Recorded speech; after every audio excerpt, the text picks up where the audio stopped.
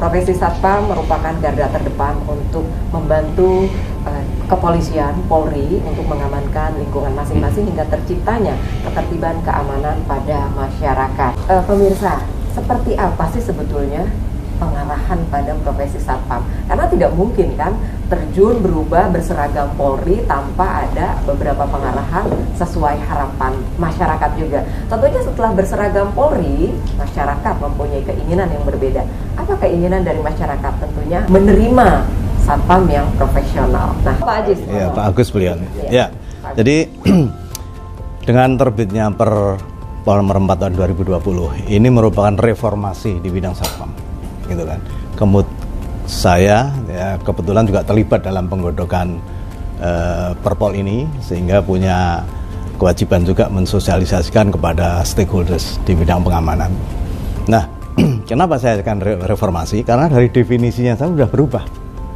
Saya sudah berjuang sekali memperjuangkan satpam ini, bahwa untuk bisa disebut satpam itu harus memenuhi 3 syarat.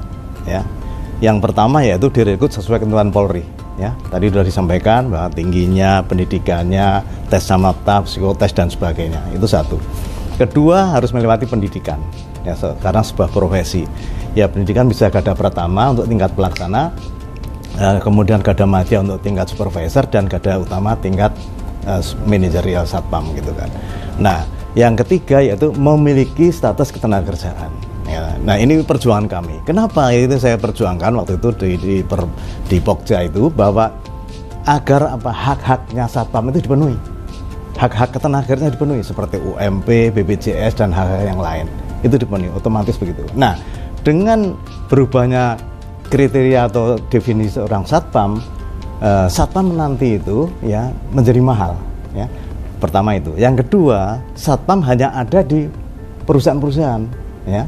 Karena yang boleh merekrut hanya BUJP dan sebuah perusahaan ini pengguna satpam, sehingga satpam ini hanya akan ada dikelola oleh perusahaan BUJP maupun oleh perusahaan pengguna.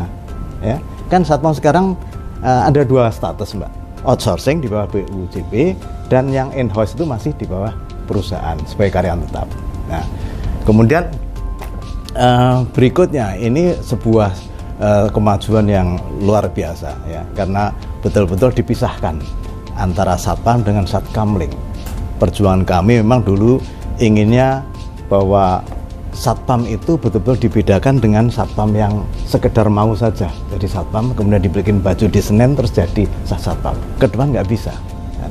Harus melalui suatu rekrutmen yang jelas, pendidikan yang jelas.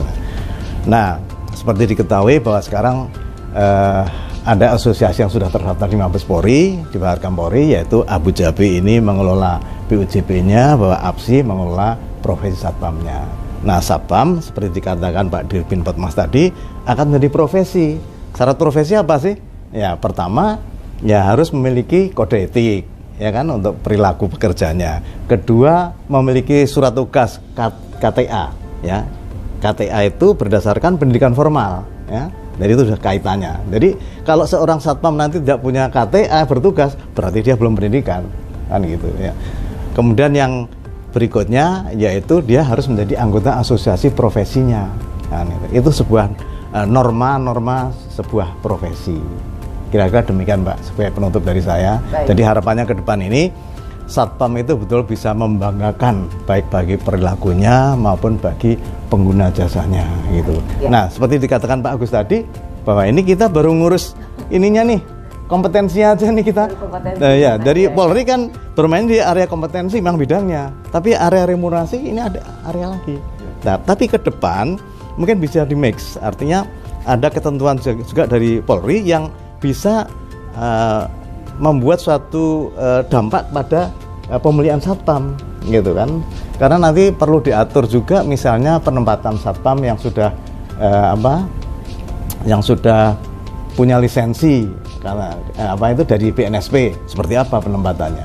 Nanti jangan, kalau tidak diatur, nanti seorang pengguna itu bisa hanya, wah saya tak yang culun-culun aja, yang awal-awal aja sehingga murah. Oh, nggak bisa. Nah ini bisa diatur dari kepolisian nanti. Dan bersama-sama kita desain. Kira-kira itu Pak? Iya, ada Pak Agus dan Pak Ajis tadi sudah jelas sekali ya. Ada ketentuan ya nanti dari Polri ya, mengikuti ketentuan dari Polri ya. Dan juga ada pendidikan, status ketenagakerjaan, betul. Harus jelas. Ya. Jadi tentunya pemirsa, untuk menjadi profesi sebagai seorang satpam tidak perlu malu lagi karena sudah diperhatikan beberapa hal keterkaitan tentang kesejahteraannya dan juga bagaimana menghargai, memanusiakan profesi satpam.